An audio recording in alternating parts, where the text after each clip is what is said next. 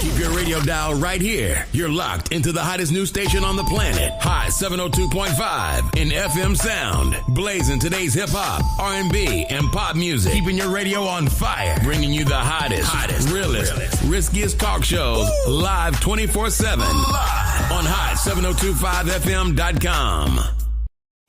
It's your main man, 360 the Poet from the Morning Wood. And are you looking for the perfect drink? Well, you found it. Mimosa Royale is the perfect combination of California sparkling white wine and natural juice that is both tasty and refreshing. No artificial colors or flavors, no sugar added, and it's gluten-free. As the world's first ready-to-drink mimosa, Mimosa Royale is perfect for any occasion, day or night. You no longer have to drink 12 of those seltzers just to get that perfect buzz. At 8% alcohol, Mimosa Royale is the perfect drink to party with. Offered in a variety of flavors and sizes, you are bound to find a Mimosa Royale that you'll love. We have berry, mango, apple, and orange, with more flavors to come. Mimosa Royale is the most award-winning flavored wine that serves in bottles or cans.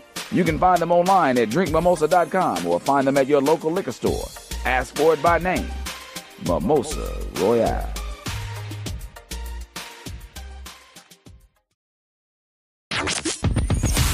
Hi. Hey. What's up? All your favorite artists. Check it out. Say my name. DJ Khaled. This is Mila J. Bruno Mars. On hot7025fm.com. What's going on, everybody? It's your main man, 360 the Poet from the Morning Wood, and I'm here to talk to you about the Sci-Fi Center. It's your Vegas home for science fiction, horror, and fantasy. From comic books, toys, and posters to movie screenings and live events, they've got you covered. Located at 900 Cameron Avenue, Suite B209. Give them a call, 702-900-4335, or reach them at thescificenter.com. Hey y'all, it's your girl Cheryl Underwood, and you're tuned into the hottest news station on the planet, Hot 702.5.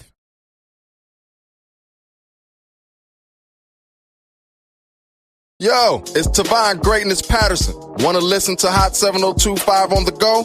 Download the Hot 702.5 app on the Apple Store or Google Play Store if you got an Android like me. Let's get it.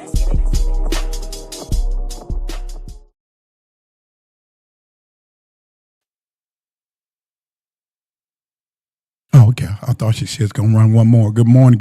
You got the introduction, Lady Bell? Look like you are. Look like you back. Hey, I like it. You jumped right back into it. Go ahead, girl. You got it. Good morning. I'm your co-host, Keisha. No, also Welcome, known Keisha. as Vicky Bell. Welcome to Marriage Bootcamp / Marriage Warfare, where we're here to have real, honest, and unfiltered conversations about marriage. We're going to deal with the struggles, the victories, and everything in between. This is the platform for the disciplined, the dedicated, and the wedded warriors. And let me introduce you my co-host of 28 and 3/4. Well, in 1 month, it'll be 29 years of marriage. Robert Bell, who I call the commitment colonel, leading the charge on lasting love. Have at it. Good morning.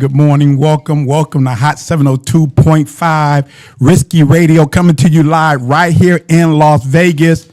Thank you for being back in the building, Lady Bell. Thank you for that introduction. Thank you for jumping right back in. Hey, I know you needed that rest during your sabbatical. I know that you needed to revive and refresh and restore some things. Thank you for coming right back in and jumping on. But you held it down. Jumping on the bandwagon, jumping on the horse.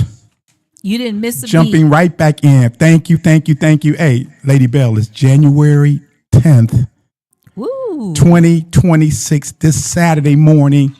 Here January live 10th. in Las Vegas, Lady Bell. You know we got to get back into it, Lady Bell. You know I like a conversation. I like a topic that get people involved, to get them stirred up, to get them asking questions, Lady Bell. Mm-hmm. And we was talking last week, Lady Bell. You know we had a conversation with 3 people this week. The conversation we had with Tequila. Yeah. Me and you had that conversation with Tequila. The conversation we had with I don't want to say her name, but Don't say the name. And the conversation I had with Lionel. So with me and you had the conversation with two young ladies, and the conversation I had with Lionel. And I love when something stir up, And the one conversation we had with a young lady about the door thing. Yeah. You ready? You good? You Yeah. good?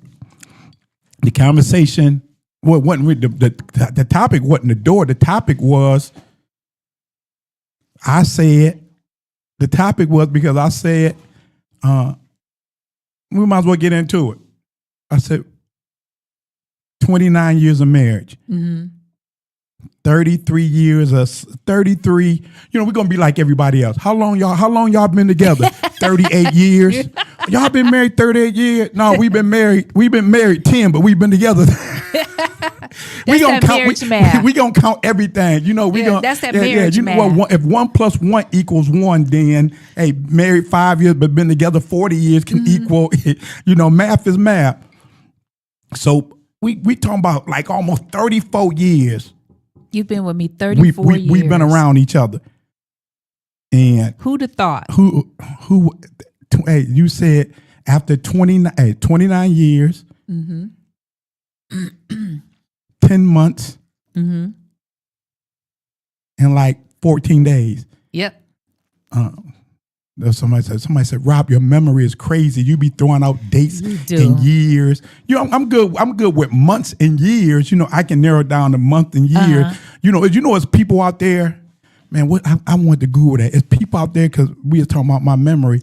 It's people out there who can remember, they can remember time, date, the day of the week, the event that happened that day. You ever seen that? E. Carice, with them people? I remember years ago they had this one lady. They was like, okay, what happened June 1st of 1980? And she is like, I was in the 10th grade. Or this, that. I mean, you got people who got memory like that. Now I can go back to years and months and stuff like that. Sometimes I can narrow it down to a day.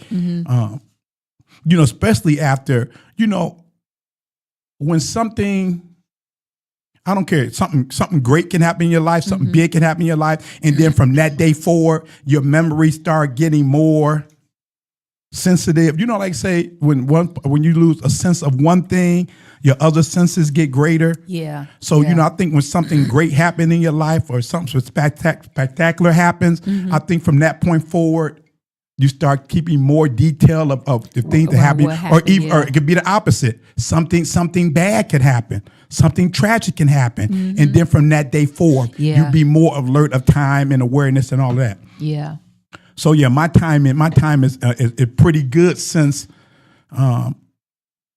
February 28th, 1997. Since January 3rd, 1997. January 3rd. But Lady Bell, since you brought up February 28th, 1997, and so the conversation was about the door. I'm going to step back because, since you brought up dates and time, January 3rd, 1997. Because I had a conversation with a young man about date and time and remembering stuff. January 3rd, 1997, February 28th, 1997. Well, let's just those dates in particular. January 3rd, February 28th, February 14th. You said last week, you like this time. You enjoy this time of the year. You remember saying that? Yes, I do. Because you do. Why? That's it. Because I do. Because, you know why? Because of January 3rd. Because of February 4th. And January 23rd. Because of February 14th. And because of January 3rd, February 14th, February 28th. But January 23rd, too. I forgot about. You said January 23rd. Okay, yeah. So what happened to the memory? Right. Okay. I forgot about But that's why I'm excited about this time of the year, because my birthday, Valentine's Day, our anniversary. So you coming into the new year. January 3rd. Like I say, I was telling a young man. He said January 3rd. I said, man, I was in them streets. I didn't want to be in them streets. Yeah, I didn't want to enjoy them streets. And I said, me and Vicky went our separate ways. You know what? Hey, it's story time. I said last week when when O said, tell me your love story. And I said, everybody got a love story. Right. Everybody got a love story. Wow. Even the dude called yesterday. Oh, that was crazy. Yeah. When the dude called yesterday, I called out the blue. And me and him reminiscing. And he said, Rob, I know your story. I said, yeah, you do know. I said, you know my story for 25 years. He said, no, dude. I've known you almost 40 years. Yeah. Yeah, little Rob was 6 months old when me and Darren met. Little Rob was 6 months old. I think his youngest daughter, little Rob was 6 months old, and I think his oldest daughter, his daughter's probably about a year and a half. She was a little older than Rob. So he's like, man, yeah, our kids was babies. Yeah.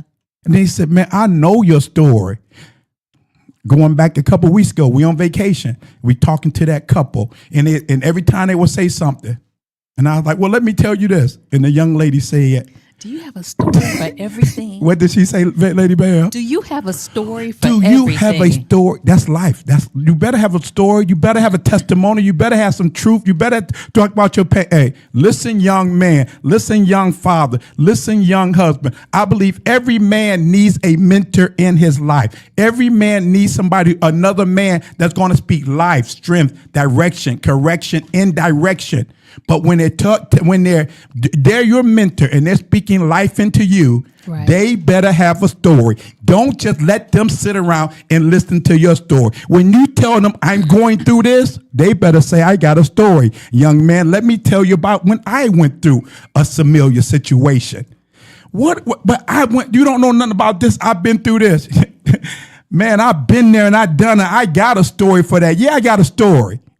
If the only story they telling you is, remember when Jesus said, remember when the Bible said, remember what happened to David, remember what happened to Saul, remember what happened to Peter, remember what happened to Matthew, Mark, and who were the three dudes in the lion, the dude, Daniel in the lion den. If them the only story they telling you is Bible story, get away from them. If this dude's supposed to be your mentor in every story, he telling you how to survive life, how to get through your pain, how to get through your problems, how to get through your pressure. Remember when Daniel was in the lion's den? Remember Meshach, Shadrach, and Abednego? Mm-hmm. Remember Jonah? No, I don't want to hear that. I don't want to hear. What did we do in the summertime? Vacation Bible school. I already heard them stories. My grandmama been taking me to church since I was 8 years old. I know about Jonah. I know about Daniel in the lion den. I know about Shadrach, Meshach, and Abednego. I know about Judas who betrayed Jesus. No, I want to know this pain I'm going through now. I feel like I'm all by myself. And if you my mentor, tell me how you made it through. Don't tell me about Daniel in the lion den. I need to know about the den you was in. Mm-hmm. Maybe it was a den of iniquity. Boy, woo. Dude, should we talk about I ain't gonna talk about the den of iniquity. Let me stay focused. Later, the speaker there. It's all right, lady, but I'm gonna stay focused. We're gonna get back to them doors. But like I say, when somebody tells you their story, see, here we go. We talking about story. Got a new one for you, E. Carice. Netflix, His and Hers. You seen that yet, His and Hers? But you saw it? No, she ain't seen it yet. But if y'all ain't seen that Netflix story, His and Hers, the introduction is saying everybody has. What did it say, Lady Bird? Everybody has his or her own version. He has his version. She has her version of whatever the situation whatever is. the situation is. So basically, his story, her story. Mm-hmm. And then if I remember right, didn't it say something like this? His version, her version. Didn't it say something like so somebody's lying? Yeah, didn't it say like that? Somebody's lying. So, hey, yeah, when you're talking to somebody, listen, young man, if he's mentoring you and you going through something, he should have a story. Yeah, hey, been there, done that. Rob, you been through that? Yep. Rob, you done that? Yep. Rob, you been over there? Yep. But you know what? Not just the men. I think it's important for women to have somebody in their lives that they can talk to, maybe an older woman, or have that circle. Not that whole girlfriend thing where you always running with your girlfriend, but a good core group, a good circle that you can, learn from. Every Lady Bell, everybody needs somebody they can learn from and mentor. And I ain't going, but everybody should have a story. Love. So you say I love this time of year because love is in the air. January 3rd, you called me. I appreciate that call. I was waiting on that call. I had ships down here. So I just pretty much mentorship. Mentorship. We talking about how did we get, we said last week, 29 years later. How did we get here 29 years later? Right. I think when last week I said something about pain, problems, and pressure. And you said we need those pains. We need those problems. We need those pressures because those are the foundation. Exactly. That pain, those problems, those pressure is the foundation. Our pain, our problems, our pressure. When we came together, we used that as our foundation. Exactly. That was the glue. That was the glue. And I think what was important in the beginning of our relationship was we were friends. Yes. We built a friendship. Yes. We built a friendship. And I think that what was important in the beginning of our love story. So that's why when you say I get excited about this time of year, and year after year I get more exciting because here we go again. Here we are again. And to me, you know me, I don't make a big deal about New Year's Day because to me, every day is a new year. Yeah. To me, every day, if you missed it January 1st, January 2nd is your new year. You missed it January 3rd, January 3rd is your new year. But you can't do that all day, every day. Right. You can't look up and say, it's November 1st, well, this is my new year. You can't do that from January to November, say this is my new year. No, you can't do that every day. Because why can't you do it every day? Recall and review. You got to have a plan. We talked about pain, problems, and pressure. You got to have a plan. You got to have purpose. After your plans, after your purpose, you must pursue, Lady Bell. I enjoyed that last week. You must pursue. Other words for pursue: follow, chase, seek, track, hound. Can you read that definition of pursue for me, Lady Bell? Everything I gave you on pursue.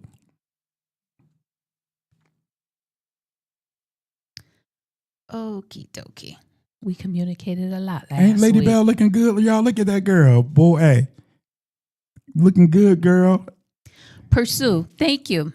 Pursue. Follow someone or something in order to catch or attack them. You had another definition too. The one I had you write down. I think it's right there, ain't it? That little paper. I got you. Thank you. Define pursue. Define pursue. To actively follow something. To actively, after your plans, after you realize what your purpose is, actively follow something. Actively follow something. Go ahead. Whether to catch someone. Whether to catch someone.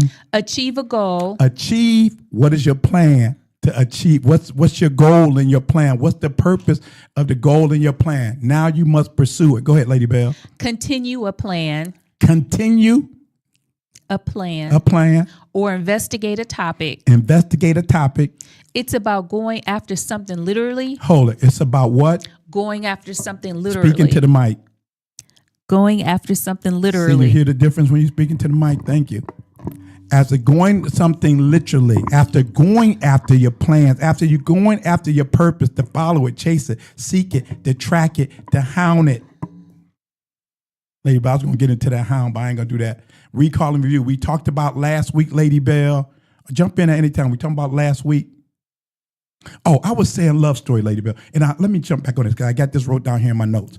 We talked about, when I talk about getting a mentor, hearing somebody's love story. Right. And we talked about that couple we met who've been married 57 years, been married 57 years. And what you said what you loved about them, when you talk to them, there's still excitement. Yes. There's still joy. She's still smiling after 57 years. They still taking care of themselves. They're in excellent physically, from looking at them visually, they're nice and slim. They ain't overweight. No. They're not overweight. They're in good shape. Nice slim couple. She don't took care of herself. He don't took care of herself. Every time you see them, he's well groomed and dressed nice. Every time you see her, like Vicky say, she's always sharp and on point. Mm-hmm. Yes, she is. So when you have somebody like Marriage Bootcamp with the Bells, when you have these husbands and wives that's out there sharing their story, sharing their victories, sharing their losses, sharing their pain, problems, and pressure, sharing their plan, sharing their purpose, the pursuit to help you. Nobody wants to really do this. No. Hey, we could be at home in bed. We could be at home chilling. We don't have to be out here and be a target. We could be at home chilling. But when you have that desire to help others, and when it comes naturally, but like I said, we're talking about the couple that been married 57 years. I don't want to talk to somebody that been married 30, 40 years or 50 years. We've been married 50 years. By the grace of God, we made it through. I want to hear some joy. I want to hear some laughter. I want to hear some peace in that. A lot of times and today with social media and all that, with so many platforms out there, you see these newlyweds out here giving marital advice.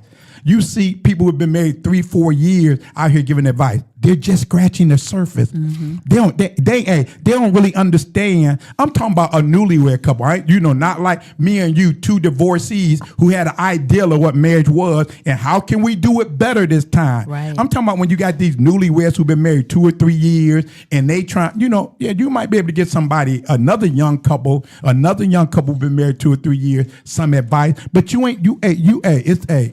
I was in the service, but I didn't go to war. When I was talking to that dude the other day who went to war, I served 3 trips or 4 trips to Iraq. Mm-hmm. Hey, I was in the service, but I ain't see no wartime. I wasn't boots on the ground. Mm-hmm. So where are my senior people that been married 40 years that's out here giving advice, that's telling their story? Where are my seasoned? You've been married 40 years. You've been married 50 years. You should be the one that's grabbing these young couples and saying, when you go to a church, and if you're lucky enough that if your church do have a marriage ministry, why do you got a couple up there that's 30 years old with 3 babies trying to tell somebody that's been married 40 years how to be married? Why are you putting this pressure on this young man who only been married 2 or 3 years? He got babies. He's trying to learn how to be married. But if you give somebody a handbook and say, these are the 7 steps to marriage. When you give somebody a manual and they go to 2 Corinthians, 1 Corinthians 13, love is kind, love is patient. Anybody can do that. But you have to live it. But when I don't lived it for 29 years, is love always kind? Is love always patient? Is love really unconditional? You did that and you said this and you went there. Is love really always unconditional? So if I'm just reading a strip, I can sit up there and tell you this. Right. I can sit up there and tell you, or even more when you got single people. When you got single people telling people, this the keys to a relationship. It's easy to give you keys, Lady Bell. It's easy for me. I watched the game last night, the Lakers and the Bucks. It was a great game. It was easy for me to say, how did he miss that shot? I'm not on the court. How did he miss that layup? I'm not on the court. Why didn't he make that pass? He didn't see that. I'm not on the court. Now, if I'm on the court and I got a 7'2" guy guarding me, maybe I can't see that dude in the corner and make the pass. Maybe I did get my shot blocked because I'm on the court. It's easy to sit on the sideline and say, well, when you in a relationship, you should do this. In a marriage, you should do this. And it sounds great. Oh, he's giving great advice. But when you live in it. Oh, that's a whole different story. When you live in it. I can say, how did the Baltimore Ravens, how did that punter miss that field goal? Mm-hmm. I wasn't on the field. I wasn't under that pressure. If I make this field goal, we're going to the playoff. Mm-hmm. If I miss, we're going home. The pressure. Mm-hmm. And we just talking about the pressure he's dealing with right there on the field. We don't know what's going on at home. That's right. So all the pressure, it's easy to say, oh, you just got to do her like this and do her like that. You don't live with her. All he got to do is, you don't live with him. Mm-hmm. That's easy. So where are my seasoned people at? Where are my seniors at? You, Lady Bell, I always believe that. We talked about young husbands. I mean, younger men getting mentors, younger women getting mentors. Also, couples should have mentors. You should have a couple in your life that's going to speak life. They're going to speak peace. They're going to speak joy. That's going to speak. Continue to pursue each other, Lady Bell. And you know what? It's all right to have multiple couples. You may lean on one couple for one issue or, glean to them for, one situation, but then you admire another couple for something else. So it's good to have, it's okay to have multiple people around you. What's your expertise of marriage? One couple expertise might be teaching younger couples how to handle their finances, mm-hmm. how to work together with their finances. Another couple expertise might be they might have had death in the family, mm-hmm. a loss of a child. Mm-hmm. We don't have situations like that where people come to us and say, "Hey, we don't have the death of a child. I can't talk you through that. I can't walk you through that." But I know some couples who have lost children. Exactly. I can direct you to them. They would love to talk to you. They would love to mentor you. They would love to help you. And when you're looking for a mentor or a marriage mentor, I want you to look for somebody where you see actually the fruit or progress or accomplishments in their marriage, where you see growth, where you see development, where you see the two have become one. I want you to look for a couple that has integrity, a couple that you feel safe with. I don't want you to go to just, anybody that might not keep your secrets or, where it might not be a good fit for you, because and Robert has said this in the past, just because they've been married 30, 40, 50 years doesn't mean that they're a happy couple, or they'll mean that they're in a good place where they can nurture you and help and develop your marriage. So I want you to look for different qualities in that marriage so that your marriage can grow and develop. And when you say, when you say look for these things, Lady Bell, and you say, when you hear us say a happy couple or a loving couple or a peaceful couple or this and that, when you hear happy, when you say loving, if you hear somebody say she got a good husband, hear somebody say they got a good wife, when you hear happy, don't mean perfect. No. You're not gonna find no perfect couple. But like I say, when Vicky said, when you're looking for these couples, you got to get to know them. And see, when you start getting to know people, when you know is intimacy. Know is when you sit down and talk to people and they start peeling off the layers. When they take off the church mask and you say, "Oh, I thought Brother Bell was like that." No, Brother Bell is just like you. I thought the Bells was like this. No, everybody got problem, pain, and pressure. Mm-hmm. But when you start building relationships and friendship, when you go from fellowship to relationship, then we start taking off the mask. Then we start pulling off the foundation and all of that stuff. We start pulling we take all that stuff and we see everybody for who they really are. And now when I talk to you, now you don't see this. You feel my heart. Right. You hear my pain. You hear my joy. You hear my frustration. You hear my celebration. Mm-hmm. Once you get to know that couple, exactly, like you say in the beginning, like you say, I understand what you're saying, Lady Bell. Yeah, you looking for that couple, and they look the part. Yeah, but I don't want them to end up with Sister Big Mouth, right? Or, That part. Or the husband that's a pushover and all that.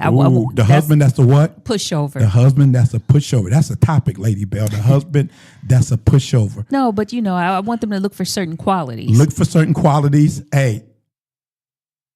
Okay, I'm gonna leave it at that. Right, I ain't gonna go there. Always, when you say look for and always look for the results. We're doing a little bit of recall and review, Lady Bell, because I want to get back in that topic.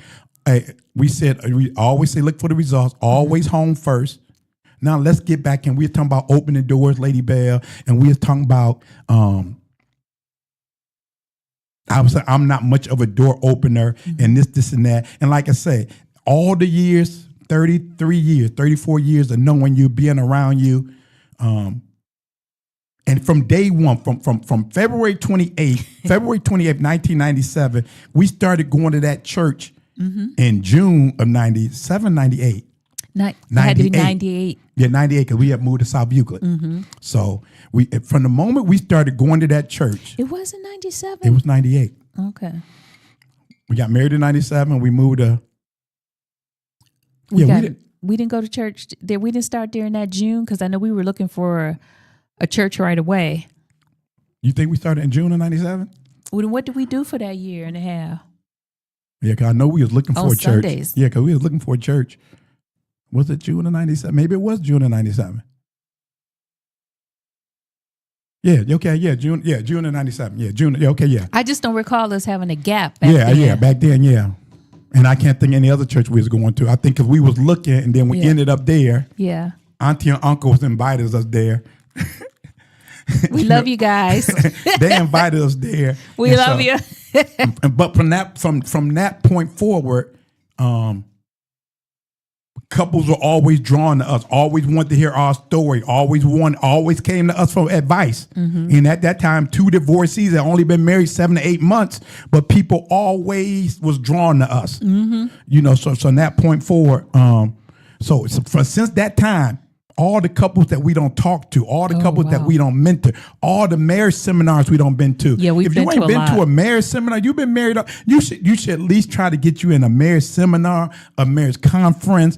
If your church if your church have a marriage ministry, you need to be going to that marriage ministry and be a part of it. But like I say, do your homework. Yeah. Eat the meat and throw out the bones. Eat your meat and throw out the bone. So all these years, I have never sat down and have a conversation where I heard a woman complain where he don't open doors. Yeah. I ain't never, Lady Bell, in 30-some years, I ain't never heard a woman complain about he don't open doors. My friends but I have heard, we're getting into it, Lady Bell, about the opening of the thighs, about the opening of the legs. Lady Bell, I ain't never heard anybody it's a thing, it's a simple divorce that's called irreconcilable differences. I'm pretty sure if you go to any courthouse and pull records, I'm pretty sure door opening is not one of the irreconcilable differences, Lady Bell. So.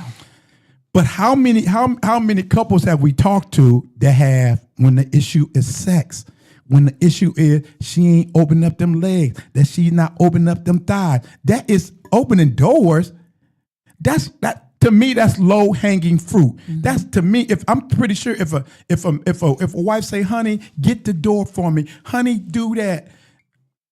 You ain't never been that type of girl. And you a girly girl, but you ain't never been that type of girl. You ain't that type of girl that stand at the door and wait for me to open it. I think the only door, Lady Bell, thought about this. And this might go a little right, a little left, but I thought about this. I know one door that you don't mind walking through that's always open. I ain't got to touch it. When you walk down that gangway and you getting ready to enter that plane, that door's always open. When you get off that door is always open. I'm pretty sure as long as you walking through that open door and that door's already open for you, I think you cool with that, girl. I had to throw that one in there, Lady Bell. That's a dig. But to me, I just never. I ain't never sat down with a guy and he said, my wife complained that I don't open doors. Yeah, you hear the little, we got to go back and forth about taking the garbage out. We got to go back and forth about fixing this. We got to go back and forth about fixing that. But I ain't never, and I don't think chivalry is dead. Most of my friends, they open doors. They do. Most of my friends, they open doors. You know, sometimes I'll be embarrassed, Lady Bell. You know how it is. We'll be out with our friends, and everybody, hey, true story, we'll be out with our friends. And we're walking back to, and everybody's leaving the restaurant. We walking to the car. And I'll start heading to open up Vicky's door. She's like, if you don't get on your side of the car and get your butt in the car, because you know because I don't hurt it. As much as I talk about marriage, much as I talk about love, much as I talk about treating your wife right, you think guys ain't testing me? Oh, you know, I be seeing Lady Bell open doors. I see, if Vicky ain't tripping about me not opening doors, are you tripping about? If I'm teaching every door for your wife. If I'm teaching that, you should open up every door for her. You should, your wife shouldn't, my buddy said it's a cardinal rule. His wife do not touch door handles. Now, if I'm preaching that, don't let me catch your wife open the door. Don't let me catch your wife opening that car door. Now, if I'm preaching that and now you see and you never see me open the door, then you can come to me and say, you doing all that teaching about opening doors and I be watching you. Because people be watching you. I'm telling you, people be watching you. Yeah. Me and Lady Bell, true story time. True story. 2 years ago, the Cleveland Browns came to Vegas. Mm-hmm. Cleveland Browns came to Vegas. Me and Lady Bell, we at the Browns kickoff party. Yes. We dancing, we sitting there talking, laughing, just being us. So this young man comes up, he say, how y'all doing? He speaks to us. We was like, hey. He says, good to see y'all. I says, good to see you. You know, just figure somebody from Cleveland we just didn't recognize. So then he go back and he sat down. So I say so me and Vicky, I was like, Vicky, do you know who he is? He was like, he looks familiar, but I'm not sure who he is.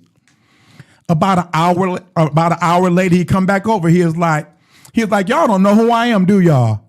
I said, you look familiar. So he was like, I was just sitting there watching y'all. Now keep in mind, this kid, I think, let's just say he's 40. So we talking about, he ain't seen us in 17 years. Mm-hmm. He was like, I was sitting there watching y'all. He was sitting there watching us. And we saw him sitting there watching us. And he was like, I didn't see him. He was like, it's good to see y'all the same people, something like that he said. Mm-hmm. He said, it's good to see y'all the same people. It's good to see, now keep in mind, when we knew him, he was married at the time. He's divorced now, remarried, but he was married at the time. And we were all going to a marriage, we was at a church and we was all going to a marriage class together. Yes. And me and Vicky had some counseling with him and his former wife at the time. You know, and he said, it's good to see y'all still living everything y'all told us, everything y'all taught us. But the fact is, he sat there and watched. Mm-hmm. He sat there and watched. People are always looking. Rob, you didn't get that door. You didn't get that door for Miss Vicky. I don't know if we're going to have enough time to get into opening doors. I don't know. But yeah, we can jump into it, Lady Bell. But we talked last week, because, you know, we always got to do a recall and review, so I can't do this opening doors, opening legs. And we talking about the key to opening up legs is getting to the 10 benefits of an orgasm. Why when we talk about 10 benefits of an orgasm, Lady Bell, that just give people the shakes, Lady Bell? Now, like I said, when we talk about people ain't complaining about that, but the 10 benefits of how healthy it is for both parties, how healthy it is for your marriage, how key that is to your marriage. How do you get to an orgasm? You got to have the before play. I've been teaching this for years. What is it, Lady Bell? The before play. Before the foreplay. Before the play. You got to have the before play before the foreplay. Right. Now the before play is, for years I've been telling y'all, me and Vicky's before play is dancing. I love to dance. Vicky loved to dance. Vicky before play is if we sit there watching TV. Vicky fine with that. Vicky before play is a book a flight. That's a before book a flight. That's before play for Vicky. You got, so whatever the before play. You got to have the before play before the foreplay. What is the before play? touching. We taught that thing on touching. People don't even touch no more. The biggest, what word do I want to use? Organ. Do you know the biggest organ in the human, on a human? It's the skin, Lady Bell. Because I don't care where, when we taught that message on the skin and the touch, when you touch her, when you touch him. Sometimes, like a child, when your child is scared, when a child is scared, you somewhere, what's the first thing they do? They come and grab you, or they grab your hand. That touch or that hold is comforting to them. Even with your mate, you don't know what they're going through. But when you touch them, the skin and the touch is so sensitive, and it sends so many signals to the brain. It really does. When you touch her, and if you wait till 11 o'clock, you in the bed and you touch her, she at first signal she get to her mind. Now that Negro want to touch me. Now he want to touch me. He just wants some. You ain't touched her all day. Yeah, that's the before play. Before the foreplay, you gotta touch. Can I tell a story? Let me tell you one more story. Okay. You gotta touch them dishes. You gotta touch that laundry. You gotta touch that garbage. You got to touch them doors and open them doors. Go ahead, tell a story, Lady Bell. Robert's talking about touch, and the touch of your spouse, the touch of your husband is really me and Rob. Okay, I'm not a fan of tight spaces, and some friends were in town, and we went to this experience, and they put me in the room, and it was all closed in, and it was like it was an elevator. The John Wick experience. The John Wick experience. Let them know what type of experience it was. And we with our good friends from Cleveland, Rob and Michelle Mathis. I'm gonna call y'all out, but it was like it was an elevator, and it was shaking, and like it was falling. Boy, I was stressed out. Robert didn't say a word, but he just touched me, because he knew. But I just settled down. I calmed down, and it seemed like we was in that room for about 20 minutes, but it was probably only 2. But that touch, though, is power in your husband's touch. And I like what you said, Lady, but it felt like 20 minutes. The power of an orgasm. It felt like 20 minutes, but it was really only 2. A 2-minute man is all right if it feels like 20 minutes. The power of a touch. The before play, before the foreplay. When you touch her, that go both ways. When you touch him, he don't have a long day. He don't have a stressful day. And when you touch him, especially if he got a bald head, and he sit there and he looks stressed out, just go rub that bald head. Ain't nothing like when a man have a bald head. When you touch that bald head, the comfort that he get from that. And when I talk about that bald head, some of y'all might get that and some of y'all won't. But the touch, the skin is the biggest organ on our body. Let me tell you, and it sends so many signals. This is what I love about the touch, Lady Bell. We did this teaching on the touch.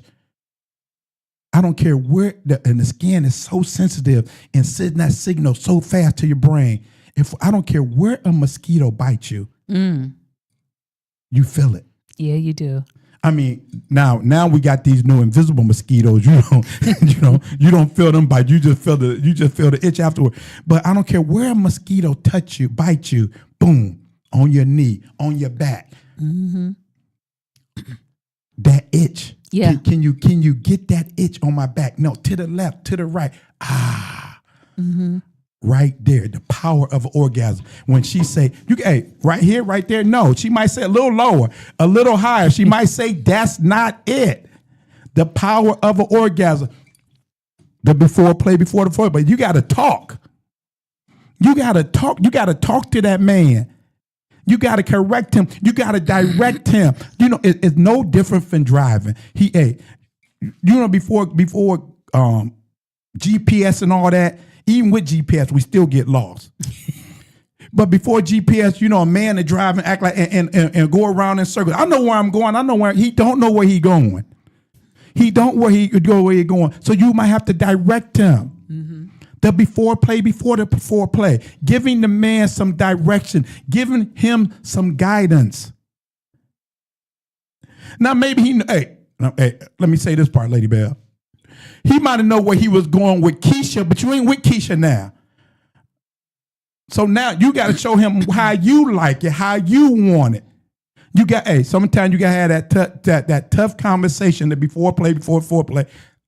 Sit down, Tyrone. Slow down. Can you just, remember you told me that one day, slow down. Boy, just, what's your hurry? You all right, Lady Bell? I know when you get quiet. Stick with me, girl. Stick with me. Hey, you know I appreciate you. I appreciate you, girl. I appreciate you. Hey, now I'll say this for the end. We got a couple more. I'll say for the end. But so the touch, before you got to touch. Know what is a lost art, Lady Bell, of love making? Kissing.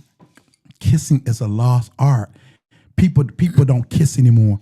And I was just when I was writing this down earlier this week, I said, you know what I gotta find? I ain't mentioned it to you, but I don't know. In our move, we lost a lot of stuff. Yeah, we did. But I had those signs. Remember those signs I had over the bed and in the living room? Oh, kiss me goodnight. Always kiss me goodnight. Good night. Mm-hmm. Even though we kiss goodnight, but I had those signs. Because sometimes you gotta remind yourself. And I was like, we lost those signs. Always kiss me. We lost a lot of stuff. Mm-hmm. But I don't, so always kissing is a lost art, Lady Bell. Yeah. I don't believe in that. I don't believe in that pecking, bye. Give me some tongue. Put some tongue in my mouth. Lady Bell, we talking about the art of touching. Do you know when they call it French kissing, mm-hmm. But when you put your tongue in each other's mouth and you swap and spit, do you know this is a scientific fact that saliva have healing powers? This is unbelievable. The facts, Lady Bell, we've been teaching this. The saliva, Google it. I'm not a doctor. I ain't got no medical degree or experience. Anything. But just a layman who but he reads a lot. And read. I'm going to read some stuff. I'm going to read it. And then I'm going to read it again. Then I'm going to ask Lady Bell, what you think? But saliva has healing powers. That's not. No, I'm talking about when you and your wife y'all cuddling and y'all holding each other and y'all dumb. This is the before the foreplay, and then she's sticking her tongue in your mouth and you sticking your tongue in her mouth and y'all tongue is battling. That's healing. That's healing. To me, I used to always teach this lady, but I'm going there. When I say the kiss is a lost art and kissing is an act of love. For my Bible readers and my Bible believers, Jesus said to Judas, betray me with a kiss? Mm-hmm. You're going to betray me with an act of love. That's what Jesus was saying to him. Mm-hmm. You didn't come up to me and smack me. You ain't come up to me and point me out. Mm-hmm. You ain't come up to me and spit on me. Mm. You ain't come up to me and sucker punch me. You came up to me and kissed me. The dude I kiss, he the one. Wow. And this is just my theory. I think at that time, I think even Jesus was surprised. I think Jesus was surprised. Betray me with a kiss? After he told him, hey, go on, hey, I know you got to do what you got to do, go. Mm-hmm. And then he came back later on. But to me, that sounded like Jesus was surprised. Hold up, I knew you was going to betray me, but dude, with a kiss? You betrayed me with a kiss, an act of love. Mm-hmm. The before the foreplay. When the last time you just touched her? When the last time you just held her hand? When the last time you just rubbed her knee? When the last time you did that? When the last time you put your tongue in her mouth? When the last time y'all did a tongue battle? When the last time y'all just kissed? When the last time y'all just looked at each other? Lady, we'll be dancing and I get all caught up and then I'll just stop dancing and I'll be like, look at me. I'll be like, look at me. She's like, look at me. Because I just want to, it's comforting. This really does happen. It's comforting when it's comforting. You know, to me, healing is when you say the before play before. It's the healing is dancing is before play for me. Dancing is healing for me. I love music. And everybody that knows you knows that. Everybody who knows me knows that. I just love music. I love to dance, and to me, music is my therapy. Dancing is my therapy. Touching is my therapy. Making love is my therapy. And I know we didn't get back to those. We got 3 minutes. I want to touch on one more thing, Lady Go Bell. ahead. We talking about the 10 benefits of orgasm. Before you get to orgasm, you got to be butt naked. You got to be butt naked. And the joy of having being an empty nester, the joy of being an empty nester is the butt naked life. How is y'all empty nesters and y'all ain't butt naked? You know the real deep people said, well, when Adam and Eve was in the garden, they was clothed with God's Shekinah glory until the fall. That's a lie. Because when Adam woke up, Adam saw bone and flesh. He said, this is bone of my bone and flesh of my flesh, but she got something I ain't got, so I'm going to call her woman. Adam saw a difference. He saw some bone and flesh. She wasn't clothed with no Shekinah glory. He saw all her, listen, wives, Adam saw all her nakedness. Get naked for your husband. Get butt naked for him. Walk around, and as she walk around the house, husband just drop stuff, so she had to bend over and pick it up. And you might have to drop some dollar bills or whatever. Just drop some stuff around the house and just sit there and watch her bend over and say, "Girl, and just say, hey."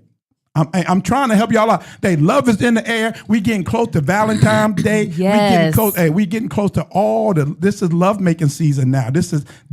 All season is love making season, but especially this time of the year. See, I don't believe in holiday sex. I don't believe in vacation sex. I don't believe in all that. I believe sex should be all the time. I believe in love making be all the time. Why? Because when you're making sex and having love, making love and all that stuff, 1 + 1 will always be 1. 2 is bigger, but it's always 1. 1,000, but 2 is 10,000. Everybody have a wonderful week. You know I am. You know Welcome to I'm Marriage Bootcamp with Vicky and Robert Bell on Hot 702.5 FM, Risky Radio.